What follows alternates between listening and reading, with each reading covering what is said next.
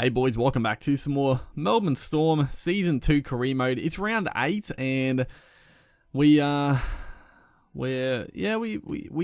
the loss streak, thankfully, but then last week we hit another little bit of a hurdle in our Season 2, taking on the Dragons now, so hopefully we can, that little hiccup last week, hopefully that was just a hiccup and we can press forward and try to really make a run around this time of year, because over Origin we're definitely going to be losing some players. As we look here, the Dragons lineup looks pretty much the exact same. It didn't look like they had any I didn't fully see their backline, but they didn't look like they pretty much changed at all from last year. Pretty surprising, especially in the game. Like usually there's a lot of changes, but regardless, I mean the Dragons on paper pretty strong team. I didn't actually see who the halves were.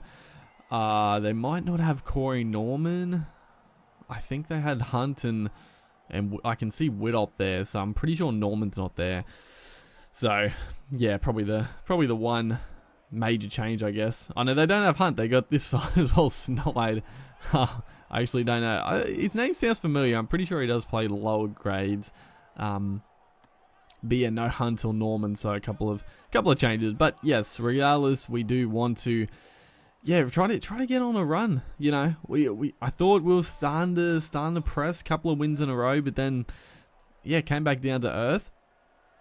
I feel like we're in pretty good form though. Coming back from, I've said this before, but coming back from Live 3 is Scotty Drinkwater here. Beautiful play. Gets it onto Brody Croft, out to Curtis Scott. I was trying to get it out to Vunivalu there, but I couldn't quite get it done. But yeah, coming back from what's it called? Live 3, it was a challenge for sure. The games play so much different. It was tough to come back and play well, but I feel like we're finally starting to get the rhythm back, and I feel like we're playing pretty well. Just a couple of especially early in the season, there were a couple of unlucky losses, to be fair.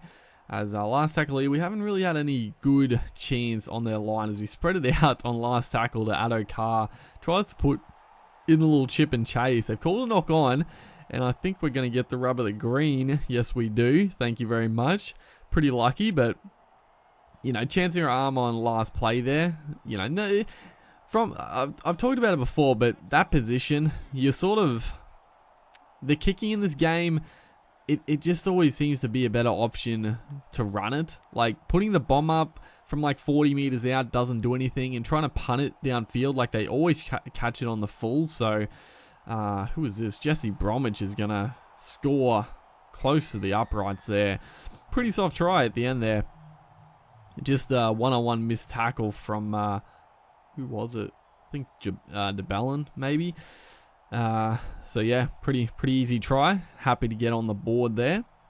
But yeah, like I was going to talk about, the kicking, trying to do the kick, like the punt kick, general play kicking from that distance, it doesn't work. And that's one thing, like, talking about like future games and what I'd like to see, but I mean, as it stands, we're not it's not looking good for another Rugby League live game anytime soon. So anything we say is sort of like, maybe not gonna happen.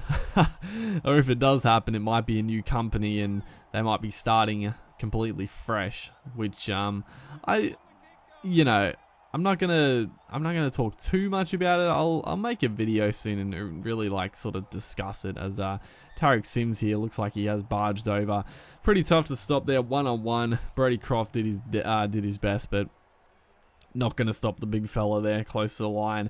But yeah, just quickly I'll talk about it. Rugby League Live 5 isn't in the works and isn't really any time close, I guess, as Kenny Bromwich here. Beautiful play, gets the pass forward. Pretty unlucky, surely. As we look on replay, we'll have a gander. Flat, I would say. I mean, 50-50, I guess. But yeah, so Big Ant aren't making the game. True Blue have said they haven't given the rights to anyone to make it yet. So who knows what's happening with the new league game, but I wouldn't be surprised if eventually, like, I'd be surprised if there isn't a league game, not anytime soon, but I'd be very surprised if someone didn't pick up the game license. It would just be very strange to me, because I mean, it's popular and it's a popular game compared to a lot of other games that get released and stuff, but you know, I guess that's up to the developers really and the publishers. But in saying that, a new company, I wouldn't be completely opposed to it.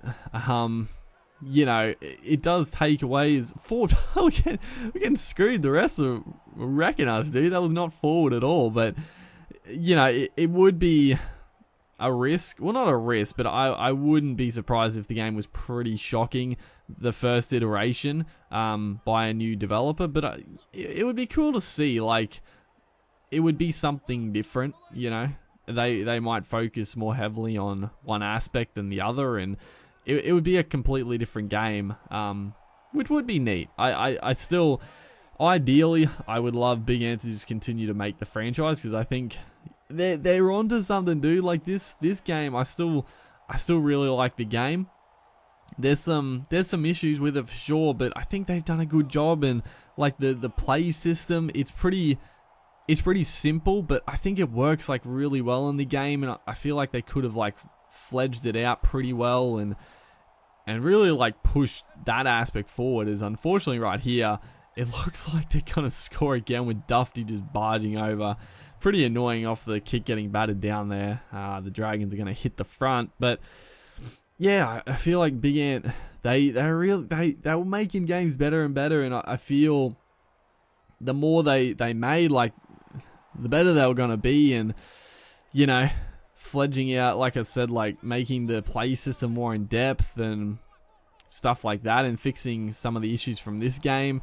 I think, yeah, it could have been something really good, but it doesn't seem like it's gonna happen, unfortunately. As thankfully, right here, also that'll be it for that. I'll like I said, I'll make a video sometime. I've been meaning to do it for a while, but just sort of keep putting it on the back burner, because there's no real rush to do it. But I like talking about stuff like that, so I'll eventually do it. But yeah, I'll make a video further discussing stuff like that, and just having a discussion. As Cameron Munster here on last play tries the all or nothing play, and it's gonna pay off. The little blind side, I saw there was no one in front of him, so that's why I went down the blind side to start with, and they came across pretty quickly, so I had to put the kick in, and then thankfully able to shrug away from Dufty, or was it it was the winger? I think it was Pearson, the winger, pushing off, and Cameron Smith